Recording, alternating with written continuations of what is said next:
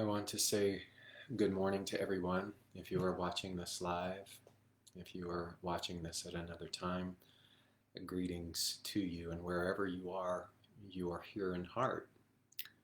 Wherever you are geographically, we understand that there is no distance with regards to connectivity energetically. And so we see ourselves combined together, joined in a commonality, in an aim, in an intention to be the peace that we wish to see in the world, to be it in terms of action, in terms of word, in terms of mind, consciousness, and knowing. May the brief time that we share together here in this moment be infused with such potency, such deliberate intent, such wisdom of the ancients, that each of us concludes this time, this opportunity, with just a little bit more clarity, with more expansion in our knowledge, with deeper guidance with what is ours to do. And that peace that resides cellularly, that resides within that eternal wisdom can be felt, can be breathed, can be invited into all action, all word, all knowing. We give thanks for freedom. We give thanks for the inherent freedom that exists. And we also give thanks for the opportunity to remove all of the barriers, human barriers built out of fear that block that freedom. We give thanks for the opportunity to name them and to dismantle them and to claim victory over them, so that we may reclaim our inherent right. Understanding the paradox that freedom is all around us, but it is up to us to dismantle all barriers for all people. And again, giving thanks, returning always to gratitude, breathing in that gratitude wherever you are, breathing that gratitude in to you, allowing yourself to take deep, deep cleansing breaths, deeper breaths than normal. You have the freedom to breathe more deeply, so do it. Breathe more deeply. Nourish that which is your cellular human structure. And let us come together now. And breathing deeply, let us say together, and so it is. Good morning. I love that. I love having my eyes closed before I begin to speak, and then glancing down and seeing all of this beautiful connection already here. So welcome from across the world. Welcome all my familiars. Look at all of you, my trusty familiars. I'm so appreciative of the fact that you share this time with me. It reminds me that all of this is valuable.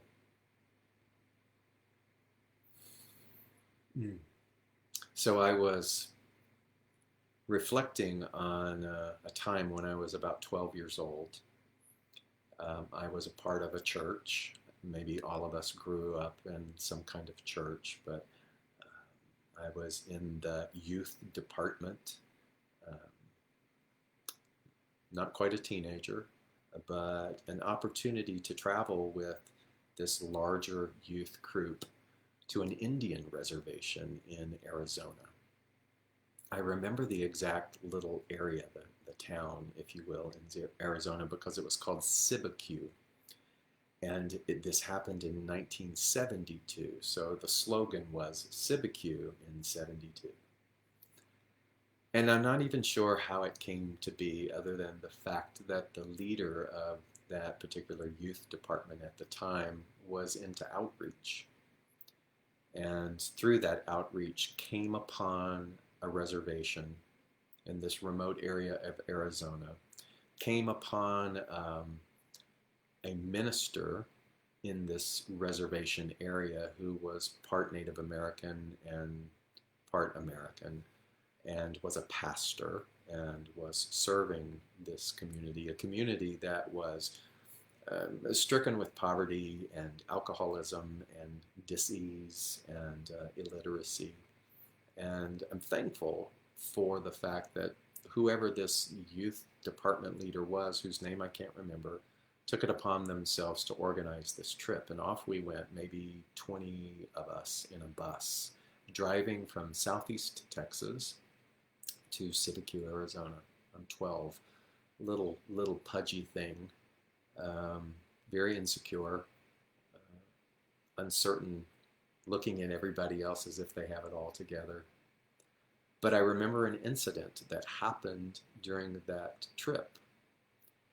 Being on the reservation, I remember it hot and dusty. I remember sleeping on the floor of the church. But there was a particular day where we were to go to the individual homes, not really homes, more shacks of the families that this particular pastor and his church served. And we were taking food supplies and necessities. And I remember walking into a doorway, but it was more like a flap. I wouldn't call it a teepee per se, but I think that it was some kind of shed covering where some family was. And there was a woman there on a mat on the floor in the dark. The mat was on a dirt floor, and there were maggots in an infected area of her body, and there were also fleas. And I distinctly remember that pastor saying, please be careful, step back, because a few of us had gone in to carry. We each had our little homes that we were assigned to, and I was carrying those supplies, and I happened to walk into this place, and my eyes fixated on this diseased area of the woman. And I hearing the pastor's voice saying, please be careful, step away, don't get too close. And I remember that I didn't heed those words because something about that scene, something about the maggots, something about the agony of this woman, and I remember that there was such a pained expression on her face, drew me in. It drew me into her. And there was a bucket with rags, and I remember instinctually wanting to take a rag and dip it into the water bucket and to put that cloth on her head. And the pastor didn't stop me. What he did was he put his hand on my hand and he showed me what to do and where to go. That's all that I really remember of that trip. I remember certain other things. I remember everybody getting dysentery at some point. I remember the bus ride, parts of the bus ride to and from, but I distinctly remember the maggots and the woman. And there's something metaphoric about the draw of human suffering and the cautionary framework that we create society around that tells us not to look at the maggots, that tells us not to touch the maggots or to be cautious of the maggots. And in this framework, if you will, there's a sense of professionalism that begins to develop where we create systems around this distancing. And I was listening to a Ram Dass podcast this week, and he used the term professional warmth. Professional warmth is that framework that physicians will operate from when they're sitting in front of a terminally ill patient and they are being professionally warm in diagnosing and communicating to that patient who is experiencing their own sense of the feeding of the maggot of their dream, the feeding of the maggot on their physical body about life. And that physician is maintaining this professional warmth or this sort of structured stoicism. It's what is contained perhaps within all of those who work in an emergency room. It is the social worker that sits across from the desk pushing papers in front of someone who is experiencing the agony of human struggle and poverty and hopelessness or addiction. And we have developed this sort of professional warmth in order to maintain not succumbing to perhaps a desperation. And I've thought a lot about that when I heard that phrase in that podcast, and I know that Ram Dass had actually written quite a bit because his entire focus, again, as he continued to do his own work, was about suffering and about the dying and about not turning away from that. And so professional warmth then is this thing that becomes clinical. And I've seen how, as a species, we all have a degree of professional warmth. Ministers have professional warmth. We distance ourselves from the conditions, if you will. Even philosophically, those of us, myself, who have studied and become degreed in a pathway of new thought, we're even indoctrinated through our own philosophy about the difference between looking at the condition and then understanding and knowing what is real from a macrocosmic place. I'm not making any of that wrong, but I'm looking at what we might call a slippery slope. The slippery slope is the thing that we would take a written word, and our intellect and the ego within the intellect would create this structure of professional warmth where we have suffocated our empathetic nature that would take the rag and soak the rag and wipe the brow of the one suffering, because we've been told to be cautious, and to perhaps cross a line then somehow gives power to this condition. I hope I'm making sense here. But in our philosophy and the philosophy of new thought, and for those of you who may be watching or who have been new to my work, it's a philosophy that is based upon the idea that the only reality is God. You can take that word God and you can substitute love or wholeness or life. And that is the central non-negotiable that we aim to embody. And I still believe that.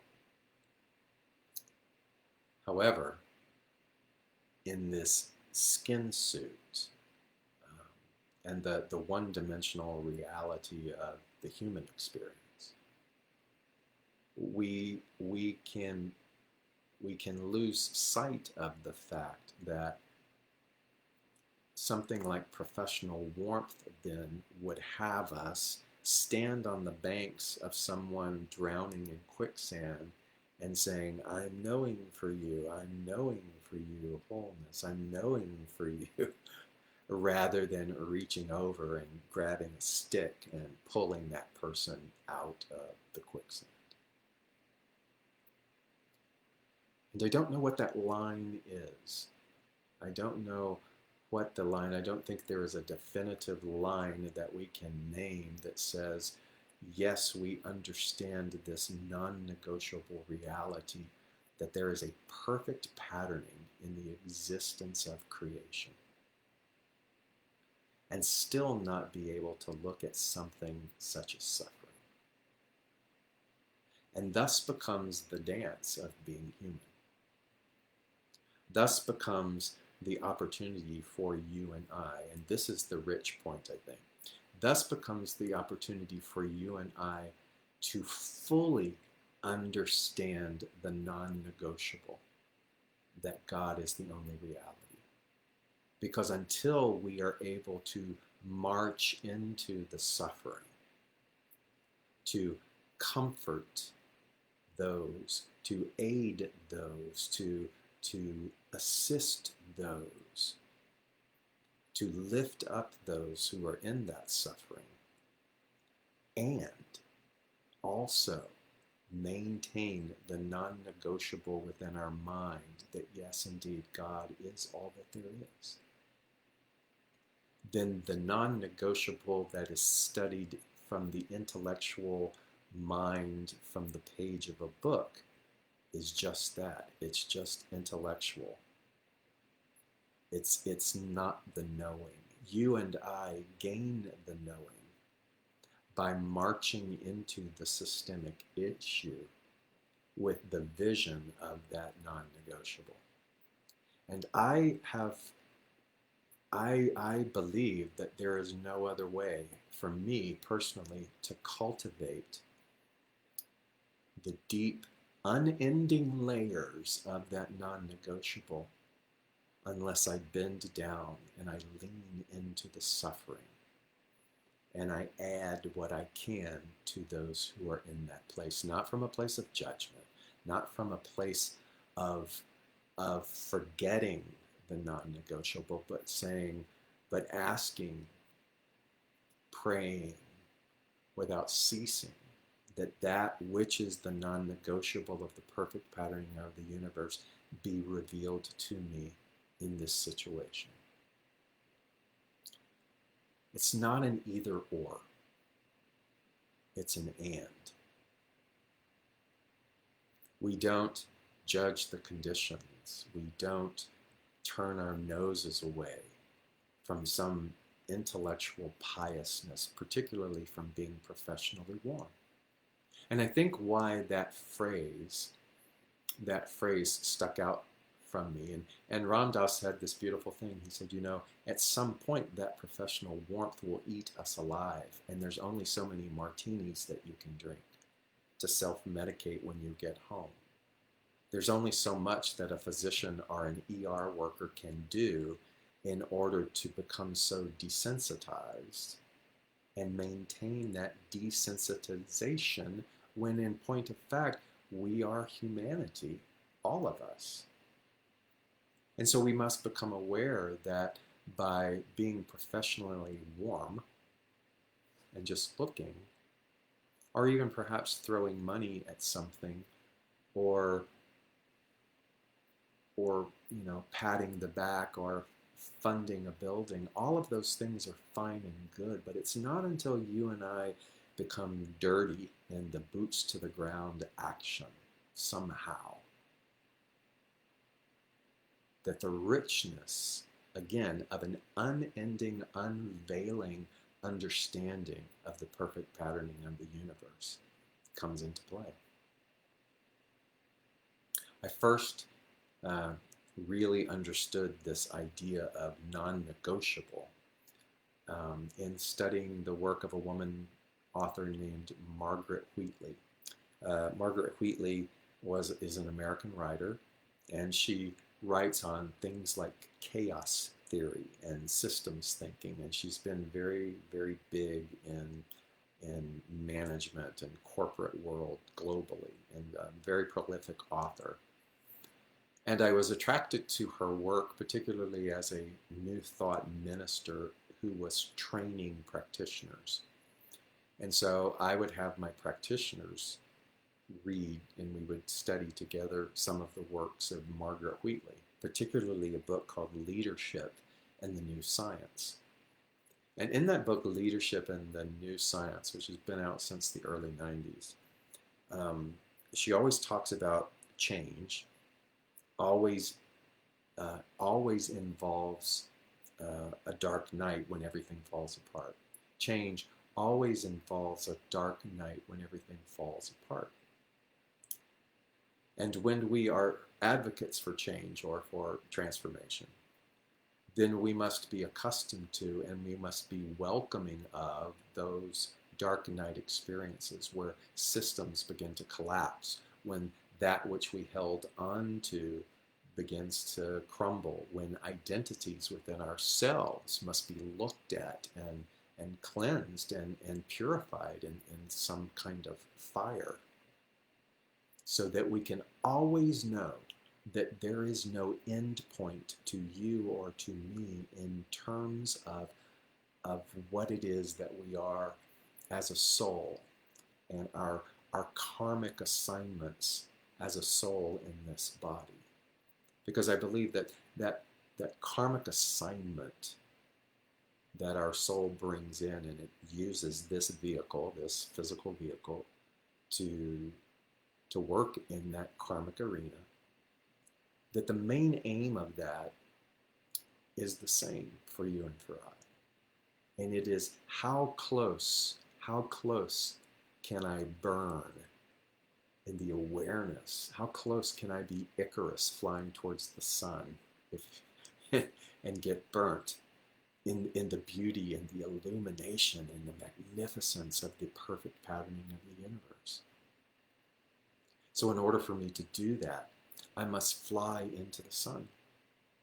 You know, I love Icarus. I love the mythology of Icarus. And I love the fact that there are those who label Icarus, or that Icarus has become synonymous with being impulsive and not thinking things through clearly and not listening to instruction, because those around him said, you know, do not fly as you make these wings with wax. Do not fly too close to the sun. You must be cautious. You must hover.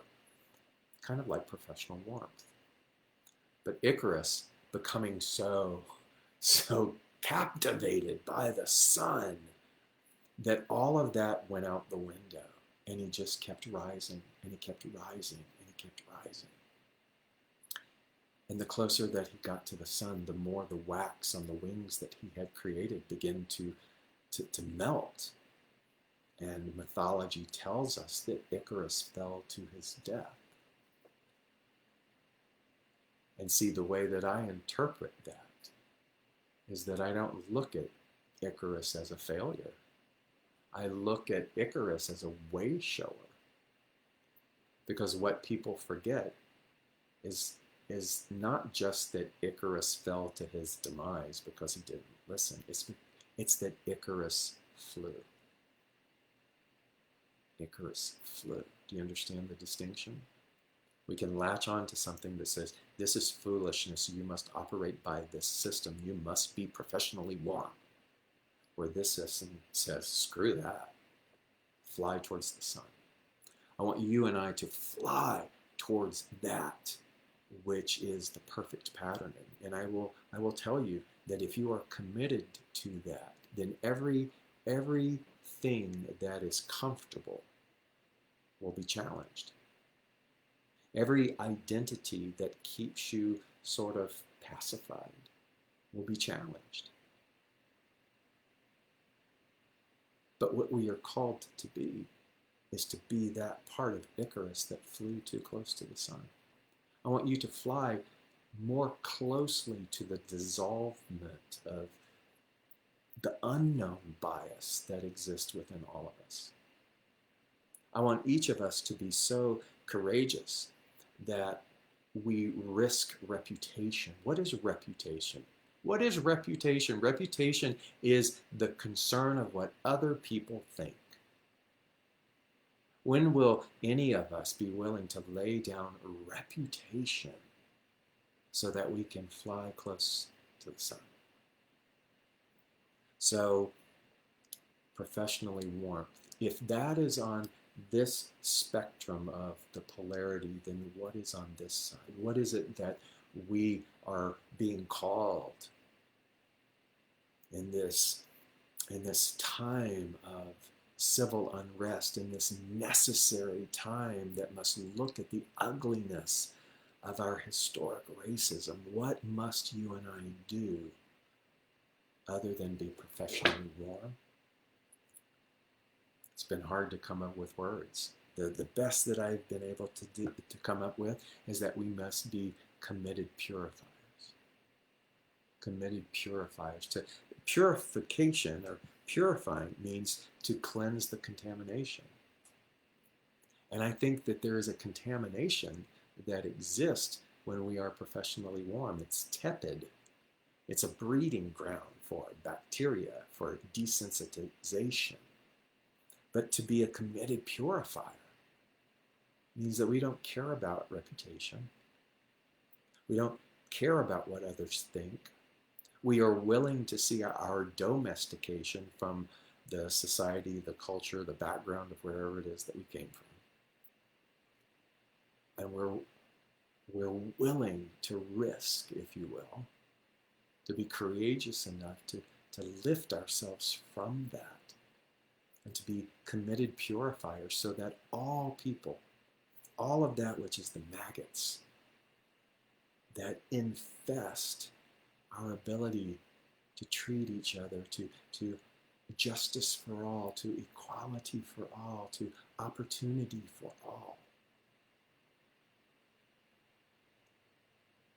that we are willing to not do it so manicured, but that we are willing to throw ourselves wholeheartedly so that we may know our brothers, our sisters, is indeed one global family.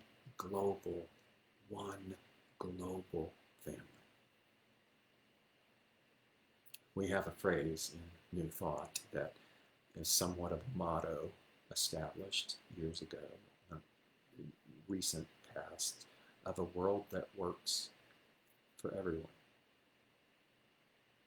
And I remember there was challenges with that motto in the beginning because there was this section of people who said, well, the world already does work for everyone in the realm of mind. That's kind of what I equate being professionally warm. Yes, I will agree that that's the perfect pattern that we've been talking about, that the world does work for everyone at the level of causation, at the level of consciousness. But that's the danger of being professionally warm. That's the thing that gives us permission to stay within our privileged comfort. What you and I are being called to do is to reveal that world.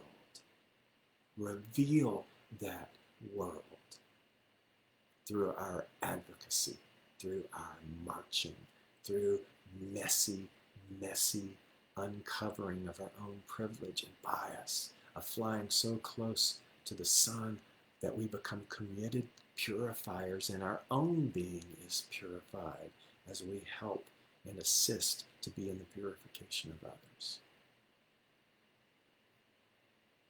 However it is that you hear this, I don't have a one and done, neat, compartmentalized step of what to do. But if you would maybe re-listen to this and then begin to pay attention to which part sparks this, or what idea came to you from this moment, and then trust that, the thing that puts a lump in your throat, the thing that makes your stomach a little bit uneasy because it is inconvenience. Listen to that.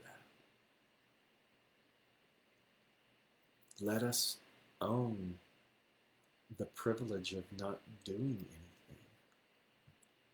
Let us atone for that. Atonement, at one-ment. Let us become at one with what is ours to do. And then, by golly, do it. Do it. Pick up the phone. Call government. Call representatives. Yes, vote. But but wipe the brow of those who have been living in the maggots of neglect for centuries. This is our time. It's an exciting time. It's an exciting time, and it's an opportunity. Please let us not miss this opportunity.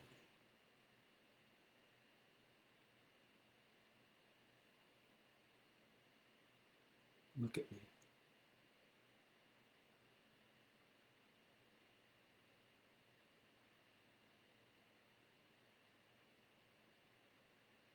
Don't miss this opportunity.